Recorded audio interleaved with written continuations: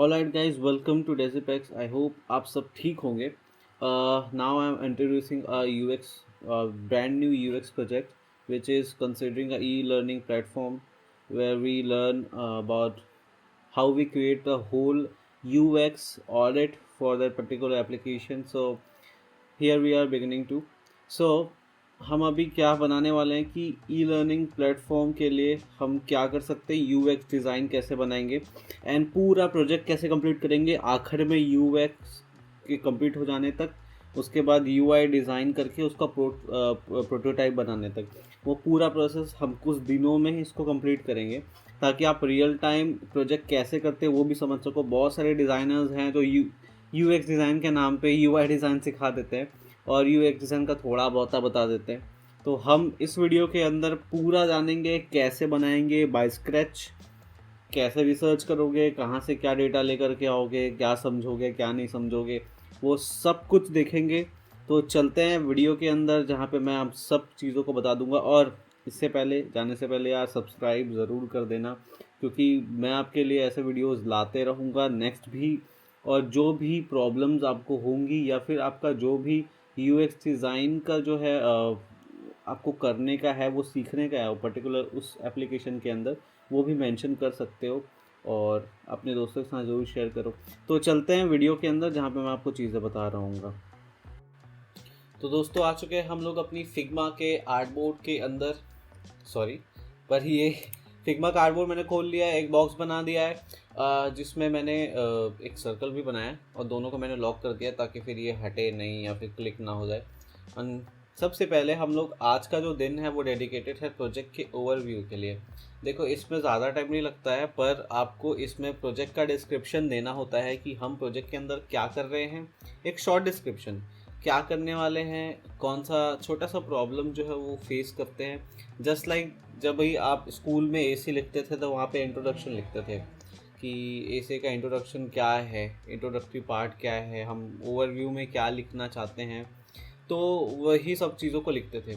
तो हमारा जो बेसिक हम लोग जिसको टारगेट कर रहे हैं ना, वो एक्चुअली ई लर्निंग प्लेटफॉर्म है. तो ई लर्निंग प्लेटफॉर्म के अंदर हमको रियल टाइम प्रॉब्लम्स क्या होते हैं, क्यों हो रहे हैं, किस लिए हो रहे हैं, उन किन चीज़ों को हम दूर करना चाहते हैं, उन सब के बारे में हम रिसर्च करके यहाँ पे ओवरव्यू लिखेंगे छोटा सा. ठीक है, तो मैं इतनी चीज़ें तो आपको समझा दिया हूँ. अब हम कंटेंट कहाँ से लेके आएंगे, आपको खुद लिखना पड़ेगा भाई.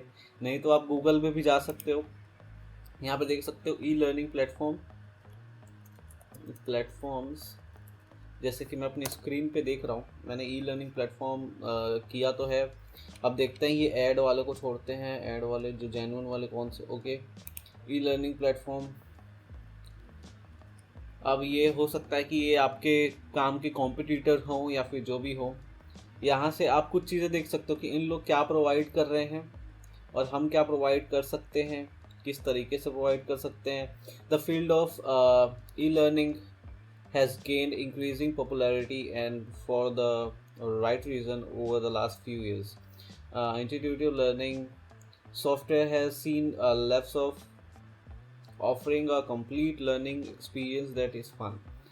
तो ये कहना ये चाह रहे हैं कि हम लोग ऐसा एक्सपीरियंस बनाने की कोशिश कर रहे हैं जो कि फुल्ली फन हो और साथ में मतलब हम लोग लर्निंग को भी एक्सपीरियंस करा सके जितने स्टूडेंट्स हैं.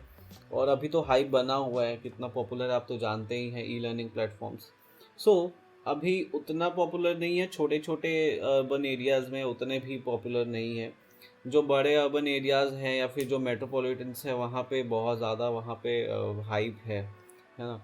तो अभी कोरोना का थर्ड वेव भी आ रहा है, तो you can produce it to the मतलब मैनी मैनी इंस्टीट्यूशंस. तो आप लोग इससे भी बहुत कुछ निकाल सकते हो, थोड़े पैसे. अब ई लर्निंग के अंदर हम लोग वो प्रोजेक्ट ओवरव्यू के अंदर हम लोग क्या लिखेंगे, वही सब चीज़ें कि एट द टाइम ऑफ. अब देखो यार, इंग्लिश थोड़ा सा ज़रूरी है, एकदम ज़रूरी भी नहीं है. हिंदी में बना लो और उसको इंग्लिश में ट्रांसलेट कर लो, ठीक है. या आप जैसा भी कर सकते हो, आपको कन्वीनियंट वे मैंने आपको बता दिया. हो सकता है आप हिंदी में ज़्यादा कंफर्टेबल हो सकता है कि देखो कोई ऐसा नहीं है कि आपको अगर हिंदी में आप ओवरव्यू नहीं इंग्लिश में आप ओवरव्यू नहीं लिख पा रहे हो दैट मीन्स कि आप अच्छे यूएक्स डिज़ाइनर नहीं हो। नहीं, यूएक्स डिज़ाइनर वही होता है जो प्रॉब्लम को सॉल्व कर रहा होता है, दैट इज़ यूएक्स डिज़ाइनर, और उसका वही काम है।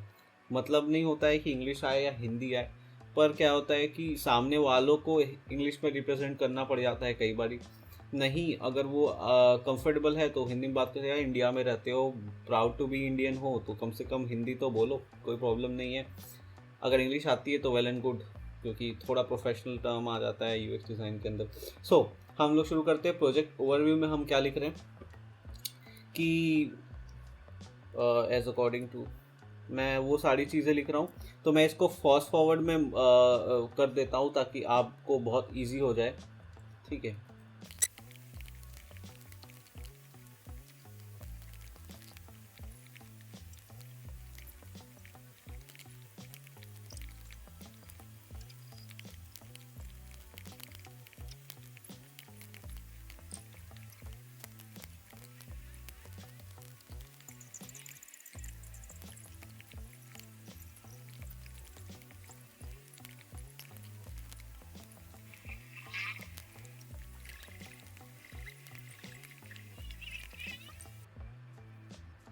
सो गाइस, मैंने एक छोटा सा ओवरव्यू लिख लिया है। ये ओवरव्यू मैं आप लोग के साथ शेयर ज़रूर कर दूंगा, फिर मैं कार्डबोर्ड लिंक दे दूंगा। सो इस ओवरव्यू के अंदर मैंने क्या मेंशन किया है कि अभी जो ई लर्निंग प्लेटफॉर्म का जो हाइप है वो बहुत ज़्यादा आ चुका है, पर अभी अर्बन एरियाज़ के अंदर उतना भी हम लोग सक्सेसफुल नहीं है बिकॉज ऑफ कोविड। इन सब चीज़ों की ज़रूरत बहुत ज़्यादा थी, स्टूडेंट्स को भी और इंस्टीट्यूशंस को भी। ठीक है, so as we can see कि third wave is heading up. ठीक है, so we have to be a prepare for a good solution to evaluate what the real time problems is and what they are facing as institution and student as well. So हम लोग ये कोशिश कर रहे हैं कि इस application के अंदर हम उन सारे प्रॉब्लम्स को सॉल्व आउट करें जो बाकी के एप्लीकेशन के अंदर लोगों को फेस करने पड़ रहे हैं, जो स्टूडेंट्स हैं इंस्टीट्यूशन है दोनों को। कई बारी बग्स होते हैं, कई बारी सही टाइम पे सही चीज़ें नहीं हो रही होती, कैलेंडर्स नहीं हो रहे होते हैं, शेड्यूल ठीक से नहीं हो रहे होते हैं, नोटिफिकेशन ठीक से नहीं आ रहा होता है, कलर्स वगैरह पे थोड़ा सा दिक्कत जा रहा होता है, टाइपोग्राफी बहुत छोटी चल रही होती है, नेविगेशन बहुत स्ट्रॉन्ग नहीं होता है। तो ये जितने भी प्रॉब्लम्स हैं ना, उन सारी चीज़ों को हम सॉल्व करते हुए चल रहे हैं इस एप्लीकेशन के अंदर। हम लोग इस तरीके से अभी इंट्रोडक्शन में ओवरव्यू में हम लोग लिखे हैं। जो इसके बाद हम लोग करेंगे वो होगा एनालिसिस, और एनालिसिस में फिर मैं आपको नेक्स्ट बताऊंगा कि आपको कैसे करना है। तो आई होप आपको ओवरव्यू में क्या लिखते हैं समझ में आ गया होगा। अगर आपको आपको चाहिए कि ये एप्लीकेशन का ओवरव्यू आपको जानना है, तो मैं यही चीज़ आपको नीचे जो है लिंक में डिस्क्रिप्शन दे दूंगा, इसका फिग्मा का मेरे आर्टबोर्ड का लिंक, नहीं तो आप मैं फ़ोटो अटैच कर दूंगा, मेरे ड्राइव से ले लेना, इस चीज़ का फ़ोटो ले लेना, एंड वहाँ पे आप पढ़ सकते हो कि मैंने क्या लिखा है। हो सकता है मैं ग्रामरली थोड़ा सा मिस्टेक कर रहा हूँ, क्योंकि बाद में आपको इसको ठीक करना होता है जब इसको आप किसी भी आपके क्लाइंट्स को रिप्रेजेंट करोगे। तो पर जो मेजर आप क्या कहना चाह रहे हो उसमें लिखा होना चाहिए। मैंने आपको बता दिया, उसका हिंदी वालों को भी सॉल्यूशन बता दिया। हिंदी वाले अच्छे लोग होते हैं, ऐसा भी नहीं है। ऐसे मैंने देखा है कि अच्छे यूएक्स डिज़ाइनर जो इंग्लिश में भी कई बारी थोड़े से हिचकिचाते हैं, तो मैं उनको देखा ये करते हुए कि हिंदी में करते हैं देन इंग्लिश में ट्रांसलेट कर लेते हैं जब रिप्रेजेंट करते हैं। तो क्योंकि इंडियंस ही होते हैं, हिंदी सबको समझ में आ जाती है, साउथ वालों को अगर हटा दें तो उनको आप रिप्रेजेंट करते हुए समझा सकते हो, कोई प्रॉब्लम नहीं है। सो ये रही यार प्रोजेक्ट ओवरव्यू। ठीक है, मैं चाहता हूँ ना कि बहुत सारे लोग बस यूं ही सिखा रहे हैं बहुत मिनिमल वे में कि चलो यूएक्स डिज़ाइनर बना रहे हैं, पर यूएक्स डिज़ाइन के बारे में थोड़ा बता दिए एंड देन रियल टाइम चीज़ों को समझा नहीं रहे हैं, बस यूआई डिज़ाइन पे कूद जाते हैं। तो हम वो चीज़ नहीं करेंगे। हम लोग ये जानेंगे कि एक्चुअल में यूएक्स डिज़ाइन के अंदर भाई हो क्या रहा है और हम कैसे कर रहे हैं। मैं चाहता हूँ कि आप प्रॉपर यूएक्स डिज़ाइनर बने। ठीक है, सो ये वाला जो वीडियो है वो यहीं तक रहा, और मैंने आपको समझाया कि मैं क्या कर रहा हूँ क्या नहीं कर रहा हूँ। सारे डिफ़िकल्ट सिनेरियोज़ को हम लोग सॉल्व करने वाले हैं, ये है वो है। आप अपने मैं आपको यही बोलूँगा कि आप जो है ना अपना मेरे साथ, जैसे कि मैंने अभी ओवरव्यू बनाया, तो आप भी अपना एक एप्लीकेशन का ओवरव्यू बनाएं। ओवरव्यू बनाएं, आप प्रॉब्लम आइडेंटिफाई करें कि लोगों को कहाँ कहाँ पे प्रॉब्लम आ रही है। मेरे पास अभी ऐसे ऐसे प्रॉब्लम्स हैं जिसको अभी मैं शेयर नहीं कर सकता हूँ, मेरे खुद के प्रोजेक्ट्स हैं, मेरे पास वैसे प्रॉब्लम्स हैं, रियल टाइम प्रॉब्लम्स हैं, लोगों को फेस करने पड़ते हैं, उसको मैं सॉल्व कर सकता हूँ। आप भी ढूंढिए, यूएक्स डिज़ाइनर का काम ही यही है कि रियल टाइम प्रॉब्लम्स को देखें, आप लोगों के लाइफ में कौन चीज़ों में वो स्टक आउट है, कौन सी चीज़ों में एकदम से अटके हुए या फिर उनको डिफ़िकल्टी फेस करना पड़ता है, वहाँ पे आप क्या सॉल्यूशन प्रोवाइड कर सकते हो एप्लीकेशन के अंदर या फिर वेबसाइट के थ्रू या किसी भी चीज़ के थ्रू।